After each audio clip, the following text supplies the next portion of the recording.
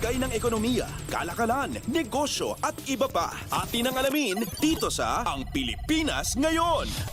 Magandang araw, narito ang balitang negosyo at kalakalan. Plano ng Land Bank of the Philippines na mag-issue ng cards na mayroong quick response o QR code upang gawing mas mabilis, madali at ligtas ang cash aid disbursement sa mga benepisyaryo ng National Government Social Amelioration Programs. Sa isang pahayag, sinabi ng Land Bank na magbibigay ang cards na may QR codes sa mga benepisyaryo ng alternatibong pamamaraan upang mas mabilis na matanggap at ma-access ng mga ito ang kanilang pera. Matitiyak din ang pagkakaroon ng QR codes ang maagap na ayuda ng mga ahensya ng gobyerno, lalo na sa panahon ng mga emergency at sa iba pang special subsidy payouts. Upang maipatupad ang payment option, lumagda ang bangko ng Memorandum of Agreement o MOA sa Traction Pay sa Land Bank Plaza. Pinirmahan ng MOA ni Land Bank President and CEO Lynette Ortiz at Traction Founder and CEO Ann Kisha. Sa ilalim ng partnership na ito, magbibigay ang Traction ng technology solutions upang gawin ang QRPH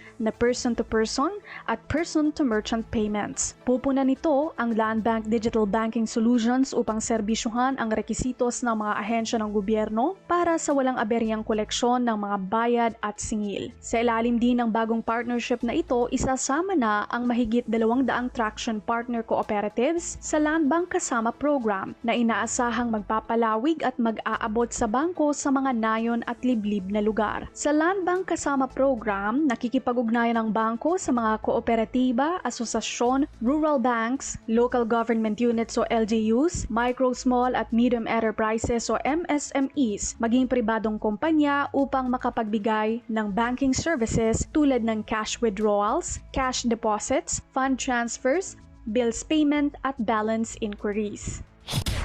Lagay ng ekonomiya, kalakalan, negosyo at iba pa. Atin ang alamin dito sa Ang Pilipinas Ngayon.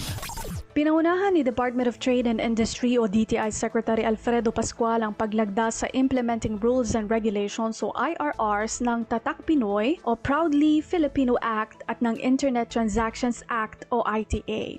Ito ay mga batas na layuning baguhin ang Philippine e-commerce landscape at isulong ang produkto at serbisyong Pinoy sa pandaigdigang merkado. Sa signing ng IRR sa DTI office sa Makati City, binigyang diin ni Pascual ang kahalagahan ng mga batas na ito sa pagtutulak ng digital economy ng bansa at pagsuporta sa lokal na mga industriya. Pinirmahan bilang batas noong Disyembre 5, 2023, ipinapakita sa ITA ang pagsisikap ng pamahalaan na palakasin ang digital economy sa pamamagitan ng pagtatatag ng regulasyon upang matiyak ang data privacy, product standards, safety compliance at environmental sustainability sa digital commerce. Isa sa mga pangunahing feature ng ITA ang pagtatatag ng e-commerce bureau na dinisenyo upang gabayan ang maayos na pag-unlad ng e-commerce sa Pilipinas. Tiniyak ni Pascual ang publiko na hindi makakasagabal ang regulasyon sa paglago ng e-commerce na anyay na nanatiling pinalalakas ng pribadong sektor. Isinabatas noong Pebrero 26,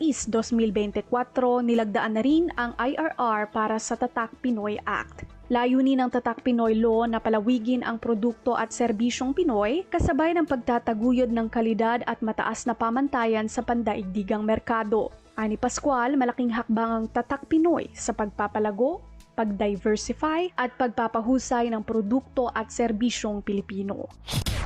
Lagay ng ekonomiya, kalakalan, negosyo at iba pa. Atin ang alamin dito sa Ang Pilipinas Ngayon. Pangwakas sa ating balitang negosyo at kalakalan, pagagandahin ang ease of doing business. Makahihikayat ng mas maraming sustainable investments at makalilikha ng mas maraming trabaho sa green technology. Ito ang mga magiging benepisyo ng pagpapalawig ng Electric Vehicle Incentive Program sa ilalim ng Executive Order 12 ayon kay Finance Secretary Ralph Recto. Higit sa lahat anya, ilalapit tayo nito sa pagkamit ng layuning bawasan ang greenhouse gas emissions sa 75% sa taong 2030. Inaprubahan noong May 15 ng National Economic and Development Authority Board na pinangunahan ni Pangulong Ferdinand R. Marcos Jr. ang pagpapalawig sa tariff exemptions ng electric vehicles o EVs. Kasama na rito ang e-motorcycles, e-bicycles, nickel metal hydride accumulator batteries, e-tricycles, hybrid electric vehicles at plug-in hybrid electric vehicles jeepneys o buses. Ibababa ang taripa sa mga nabanggit na EVs sa 0% hanggang 2028. Kasama sa tariff exemptions ang EV parts at components. Maaaring mag-incentivize ito sa mga interesadong parties na mag-assemble o gumawa na lamang ng EVs sa Pilipinas. Bilang resulta, mas mapapahusay pa ang manufacturing sector at makalilikha ng kalidad na trabaho sa mga manggagawa. Ayon sa Department of Finance, hindi lamang makatutulong ang expansion na gawing mas accessible at abot kaya ang mga EVs para sa mga consumers, kung hindi, makahihikayat din ito ng mas maraming mamumuhunan na magtatatag ng kanilang operasyon dito sa Pilipinas. Kasama na rito ang operasyon sa manufacturing, research and development, at infrastructure development sa industriya ng EV. Lagay ng ekonomiya, kalakalan, negosyo at iba pa. Atin ang alamin dito sa Ang Pilipinas Ngayon. At yan ang ating balitang negosyo at kalakalan. Ito si Bea Gaza para sa Radyo Pilipinas World Service. Lagay ng ekonomiya, kalakalan, negosyo at iba pa. Atin ang alamin dito sa Ang Pilipinas Ngayon.